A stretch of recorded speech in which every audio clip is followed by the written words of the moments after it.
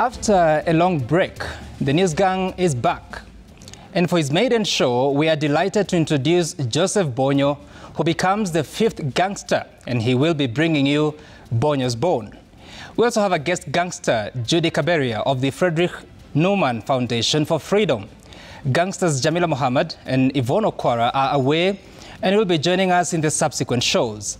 And while we were away, a new president took over the White House in America. And boy, have the temperatures been rising globally? The neighborhood erupted. Congo is at war again. President Ruto and fellow regional leaders are headed to Dar es Salaam for talks aimed at resolving the conflict. We'll be taking a look at the issues behind the Congo war. Back home, the lush green lawns of Karen and Wamunyoro have been kept busy. And out on the roads, that presidential sunroof has been opened round the clock. All the while, the nightmare of abductions continues to torment many families in Kenya. On Bonyo's Bone, Joseph picks a bone with education authorities over the true height of higher education. On Kekai's Kicker, it is an endorsement of the Donald Trump prescription: either drink it or shut up. My Sense agonizes for sense in the litany of excuses surrounding the IEBC and the role it's supposed to play. The News Gang is here. Muri baramu musangarire alikuwa anakuja kuangalia osho, sasa anakuja kwenu musangarire. Muri baramu, that is the same script. Nyinyi mkikubali mtalia vile watu ya mlima wanalia.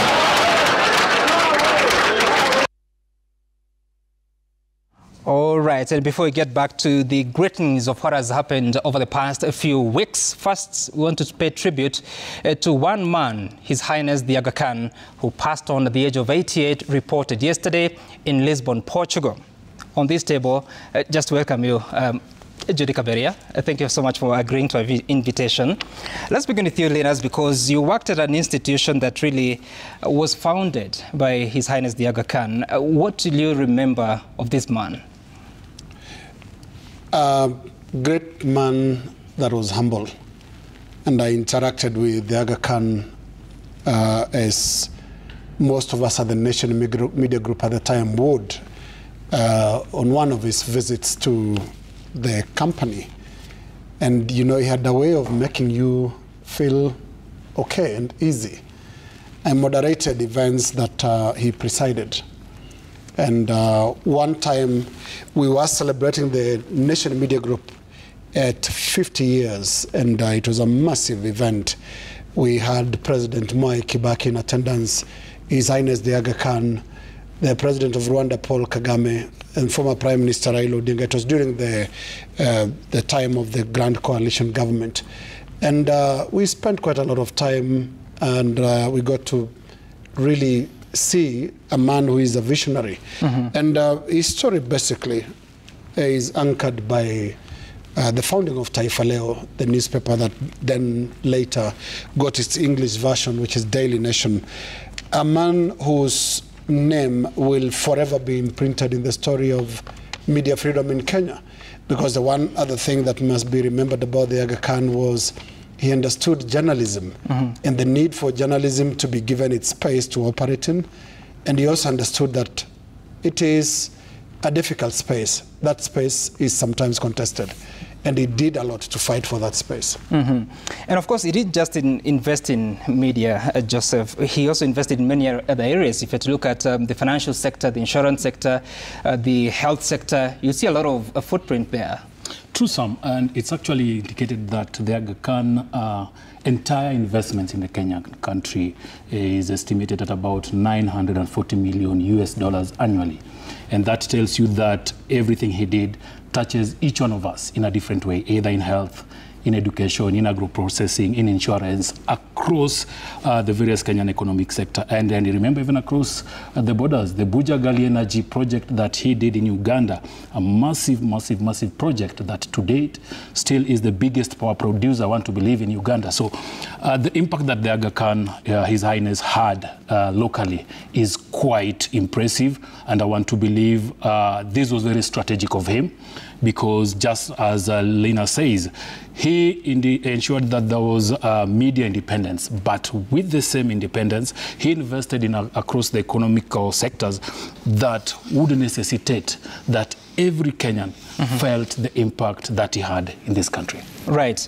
And of course, for me, what I think I'll remember, just last year, I graduated from the Aga Khan University in the GSMC department, that is the Graduate School of Media and Communications. And you go to that institution, you see the sort of investment that has been there. I know, Judy, you've been there. The sort of investment in what the thinking of what a media school should be. You look at the resources that are there. It's something that you don't find in any other institution. If you had to go to even the public institutions that we have public universities that have to use the facilities of other colleges for them, the students, to get a bit of experience. That state of the art, the quality that you find in some of the institutions that this man, together of course with his business team, were able to put together, is something that I think many generations will remember and reflect on. What about you, Judy? Yeah, me too. I had the opportunity to meet His Highness the Aga Khan. I think it was either 2006 or 2007. I was among the embedded journalists who went across different regions in Africa, Uganda, Kenya, projects in Nairobi, in Mombasa. And for me, seeing the other side of the story, it was about charity, the projects that he had injected a lot of investment to support local communities, small businesses to grow vegetables for exports, farming of sheep and goats. Like, it was completely mind-blowing just to realize even there's a lot that we don't even know, it's not even in the public limelight. Again, I happen to be associated with the network through Aga Khan Graduate School of Media and Communication. And like you said, excellence and thinking even of a concept where we go beyond the usual training that we train before we go to the newsroom to actually train journalists on emerging issues, whether it's digital storytelling, whether it's specialized reporting on emerging issues. I think that is quite thoughtful and responding to the emerging issues and the challenges that the media continues to face, especially in this wake of sustainability as a challenge. And you've actually seen that Aga Khan Graduate School of Media and Communication has really taken that, and you can see these are the proceeds of the legacy that he continues to live in the world. Indeed, and may he rest in eternal peace. And of course, our thoughts and prayers